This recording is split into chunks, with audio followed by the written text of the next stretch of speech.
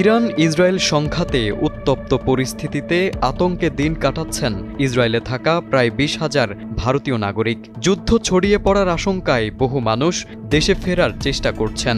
ভারতের পররাষ্ট্র মন্ত্রণালয় ইতোমধ্যে ঘোষণা করেছে, ইসরায়েলে আটকে থাকা ভারতীয়দের স্থলপথে নিরাপদ স্থানে নিয়ে গিয়ে সেখান থেকে বিশেষ বিমানে দেশে ফেরানো হবে।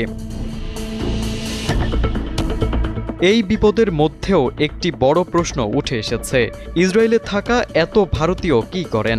বর্তমানে দেশটিতে আনুমানিক ১৮ থেকে ২০,০০০ ভারতীয় নাগরিক রয়েছেন।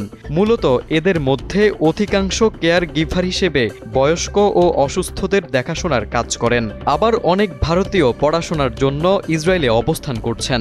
২০২৩ সালে ভারত ও ইসরায়েলের মধ্যে একটি চুক্তির আওতায় কর্মী পাঠানোর অনুরোধ জানায় তেল আবিব।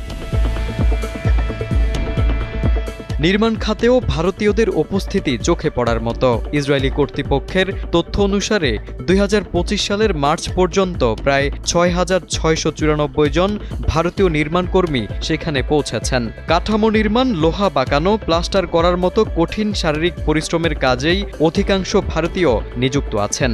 বর্তমানে ১৯৫টি ইসরায়েলি কোম্পানিতে ভারতীয় কর্মীরা কাজ করছেন।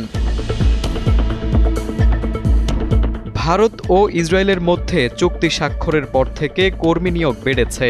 ইসরায়েল গত বছর প্রায় ১৫,০০০ কেয়ার গিভার ও নির্মাণ কর্মী পাঠানোর অনুরোধ জানিয়েছে ভারতকে। তবে কতজন সেই ডাকে সাড়া দিয়ে সেখানে গিয়েছেন তা স্পষ্ট নয়। মূলত ইসরায়েলে উচ্চ বেতন, স্বাস্থ্য বীমা ও নিরাপত্তার সুবিধাই ভারতীয়দের আকৃষ্ট করেছে। ইসরায়েলে থাকা ভারতীয় এক নাগরিক বলেন, যুদ্ধের শঙ্কা থাকলেও ইসরায়েল কাজের জায়গা হিসেবে যথেষ্ট ভালো। এখানে আমরা যা আয় করি তার উপর ভারতে থাকা আমাদের পরিবার নির্ভর করে।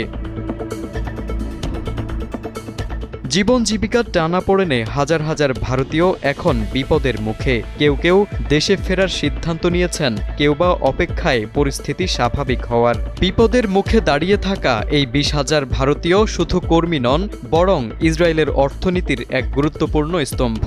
যুদ্ধের মাঝেও তাদের একটাই প্রশ্ন, দেশ ছাড়লে খাবো কি? তারেক আজিজ, সময়ের আলো।